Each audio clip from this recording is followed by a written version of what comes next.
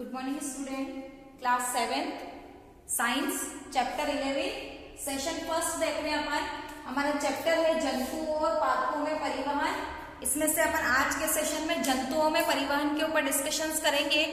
सामान्यतया जंतुओं में होने वाले विभिन्न प्रकार के कार्यों के लिए जो ऊर्जा की आवश्यकता होती है वो अपने को भोजन से मिलती है। भोजन के डाइजेशन से जो पोषक पदार्थ होते हैं और शरीर की मेटाबॉलिक एक्टिविटी के द्वारा जो अपशिष्ट पदार्थ बनते हैं उनको शरीर के अपशिष्ट पदार्थ को बाहर निकालने वाले भागों तक पहुंचाना और समस्त कोशिकाओं तक पोषक पदार्थों को पहुंचाना जो है वो परिवहन कहलाता है। और ये हमारे शरीर में परिसंचरण तंत्र द्वारा किया जाता है, जिसकी खोज विलियम हार्वे नामक चिकित्सक ने की थी। मानव परिसंचरण तंत्र जो है वो हृदय व रक्त वाहिनियों से मिलकर बना होता है। इसमें अपन आज देखेंगे रक्त जो है वो तरल संयोजी ऊतक है और 4 प्रकार की कोशिकाओं से मिलकर बना होता है। अगर हमारे शरीर में कहीं पर कट लग जाता है तो रेड कलर का एक जो द्रव्य पदार्थ बाहर निकलता है उसको अपन रक्त या खून कहते हैं या रुधिर कहते हैं। रक्त 4 प्रकार की कोशिकाओं से मिलकर बना होता है, आरबीसी, डब्ल्यूबीसी, प्लेटलेट्स और बिंबाणु या प्लाज्मा ग्रैन्यूल। आरबीसी लाल रक्त कणिका, red blood cell, white blood cell, बिंबाणु या प्लेटलेट्स और रक्त का तरल भाग जो होता है वो क्या कहलाता है, आपका प्लाज्मा कहलाता है। और ये तीनों भाग जो होते हैं ये आपके कणिका के रूप में पाए जाते हैं। अपन 1 बाय 1 पढ़ेंगे। आरबीसी जो होता है उसका रंग लाल होता है क्योंकि उसमें हीमोग्लोबिन नामक पिगमेंट उपस्थित होता है। मानव रक्त की कुछ विशेषताएं देखें तो तरल संयोजी ऊतक होता है, हल्का सा क्षारीय होता है, यानी कि इसका पीएच का मान जो है वो 7.4 होता है। और एक स्वस्थ मनुष्य के शरीर में 5 लीटर रक्त बहता है। आरबीसी लाल रक्त कोशिका या रेड ब्लड सेल जनरली यह गैसों का परिवहन करता है। चूंकि आरबीसी इसके अंदर हीमोग्लोबिन के कारण इसका रंग लाल होता है। और क्वेश्चन आता है कि मानव का श्वसनीय वर्णक लिखो, तो भी उसका आंसर क्या होगा, हीमोग्लोबिन। हीमोग्लोबिन जो है वो तुरंत फेफड़ों में भरी हुई ऑक्सीजन जो कि श्वसन क्रिया के दौरान अपन अंदर लेते हैं, उस तुरंत ऑक्सीजन के साथ बॉन्ड बना के क्रिया करके ऑक्सी हीमोग्लोबिन बनाता है। और ये ऑक्सी हीमोग्लोबिन जो है वो समस्त कोशिकाओं तक पहुंचाया जाता है। साथ ही आरबीसी पचित भोजन और पोषक तत्वों का भी परिवहन करती है। अपशिष्ट पदार्थों का परिवहन करके उसको उत्सर्जी अंगों तक पहुंचाती है। कुल रक्त कोशिकाओं का लगभग 90% भाग जो होता है वो आपके आरबीसी का होता है। और आरबीसी जो है वो केंद्रक विहीन कोशिकाएं होती है और लगभग इसका जीवन काल जो होता है वो कितना होता है, 120 दिन होता है। और ऑक्सीजन का परिवहन ऑक्सी हीमोग्लोबिन के रूप में करती है। यदि हमारे शरीर में हीमोग्लोबिन की कमी हो जाती है तो डॉक्टर कहते हैं कि रक्त की कमी हो गई है। और हीमोग्लोबिन की कमी से एनीमिया रोग होता है और शरीर में ऊर्जा स्तर, काम करने की क्षमता जो होती है वो क्षीण हो जाती है और हमारा मन किसी भी कार्य में नहीं लगता है। इसके लिए हमें रेड फ्रूट जैसे कि चुकंदर है, गाजर है, ये सारे खाने चाहिए, जिससे हमारे हरी पत्तेदार सब्जियां हैं जिससे हमारे शरीर में आयरन जाए, क्योंकि हीमोग्लोबिन का निर्माण जो होता है वो लौह तत्व से होता है, यानी कि आयरन से होता है। सेकेंड है डब्ल्यूबीसी श्वेत रक्त कोशिका, जिसको अपन व्हाइट ब्लड सेल भी कहते हैं। ये हमारे सैनिक है हमारे कोशिका की। क्वेश्चन आता है कि कोशिका का सैनिक किसे कहा जाता है, तो अपन क्या लिखेंगे answer, WBC soldier of cell. इसको ल्यूकोसाइट्स भी कहा जाता है।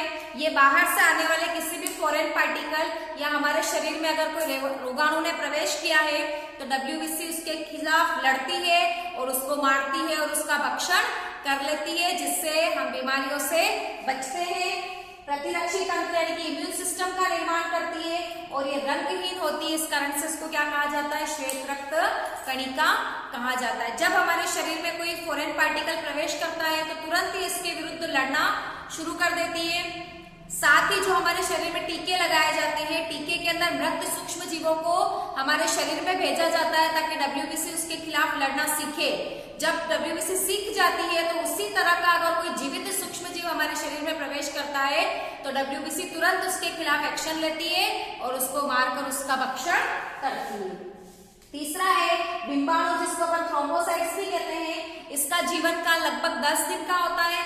ये केंद्रक विहीन कोशिकाएं होती है और ये हमारे शरीर में अगर कहीं पर रक्त का कट लग जाता है, कहीं पर रक्त बाहर निकलता है, तो वहां पे रक्त का थक्का बनाने का काम करती है। इस तरह की सेल्स जो होती है वो नेट के समान एक दूसरे के ऊपर बनती है और नेट लाइक या जाल के समान संरचना बनती है, जिसमें थ्रोम्बिन और प्रोथ्रोम्बिन का महत्वपूर्ण योगदान होता है और ब्लड जो होता है वो कुछ समय बाद बहने से रुक जाता है। ये तीनों अपने कहीं के भाग पढ़े। फोर्थ अपन पढ़ रहे प्लाज्मा, रक्त का द्रव्य भाग होता है और लगभग रक्त का 55% भाग जो होता है वो प्लाज्मा से बना होता है। प्लाज्मा में 92% जल होता है और 8% लगभग कार्बनिक अकार्बनिक पदार्थ यानी कि प्रोटीन वगैरह पाए जाते हैं।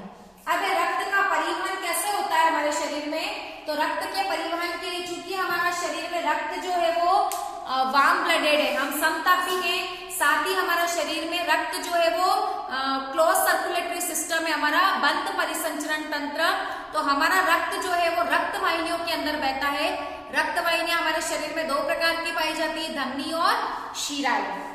धमनी जिसमें शुद्ध रुधिर बहता है, शुद्ध यानी ऐसा रुधिर जिसमें ऑक्सीजन की मात्रा ज्यादा हो।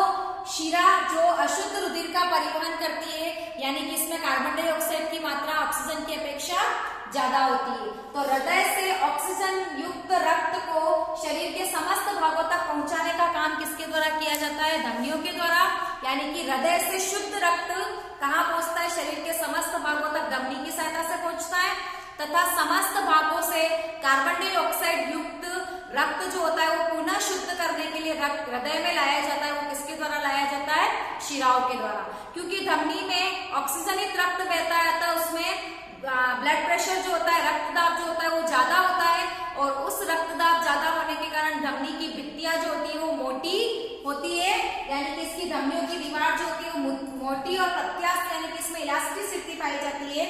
इसके विपरीत शिराओं की भित्तियां जो होती है वो धमनी की अपेक्षा थोड़ी सी पतली होती है, तथा इसके अंदर बहुत सारे वाल्व पाए जाते हैं जो कि उस रक्त को एकदम से बहने से क्या करते हैं, रोकते हैं। रक्तदाब जो होता है वो स्पाइक मैनोमीटर के द्वारा नापा जाता है। रक्त के कार्य ऑक्सीजन और कार्बन डाइऑक्साइड का परिवहन करना, उत्सर्जी पदार्थों का परिवहन करना, शरीर का पीएच संतुलित रखना, शरीर के तापमान को नियंत्रित रखना, साथ ही प्रतिरक्षा का कार्य हार्मोन का परिवहन करना है। तो रक्त के कार्य भी अपने को याद होने चाहिए। हृदय, मानव हृदय जो होता है वो बंद मुट्ठी के आकार का खोखला एक मांसल संरचना होती है जो कि वक्ष गुहा के अंदर सुरक्षित रहता है। रक्त मानव हृदय जो है वो कार्डियक पेशियों से बना होता है, तो निरंतर जीवन भर लयबद्ध तरीके से संकुचित और प्रसारित होता है, यानी कि इस तरह से संकुचन और इस प्रकार से प्रसारित होता रहता है। हमारा हृदय जो होता है पंपिंग एक मोटर की प्रकार से रक्त को पंप करता है। इसका स्ट्रक्चर्स देखें तो मानव हृदय जो होता है वो 4 कोष्ठी होता है, 2 आलिंद 2 नीले। महाधमनी, सभी धमनियां आकर जिस बड़ी धमनी में मिलती है वो महाधमनी, सभी शिराएं आकर जिस धमनी में मिलती है, शिराओं में मिलती है उसको महाशिरा। फुफ्फुसी धमनी एकमात्र ऐसी धमनी है जिसमें अशुद्ध रक्त बहता है, और फुफ्फुसी शिरा एकमात्र ऐसी शिरा है जिसमें शुद्ध रक्त बहता है। देखेंगे आप 2 आलिंद 2 नीले, दाई तरफ पाया जाएगा वो दाया आलिंद दाया नीले, बाई तरफ जो होगा वो बाया आलिंद और बाया नीले। बाएं आलिंद और बाया नीले में हमेशा आपके शुद्ध रक्त बहता है, जबकि दाया नीले और दाया आलिंद में हमेशा आपके अशुद्ध रक्त रहता है। मानव हृदय जीवन भर लयबद्ध तरीके से संकुचित होता है, डायस्टोल और सिस्टोल कहते हैं इसको, शिथिलन और अनुशिथिलन कहा जाता है। एक बार फैलना और सिकुड़ना एक स्पंदन कहलाता है। तो प्रति मिनट होने वाले स्पंदन की संख्या जो होती है वो आपकी स्पंदन दर कहलाती है।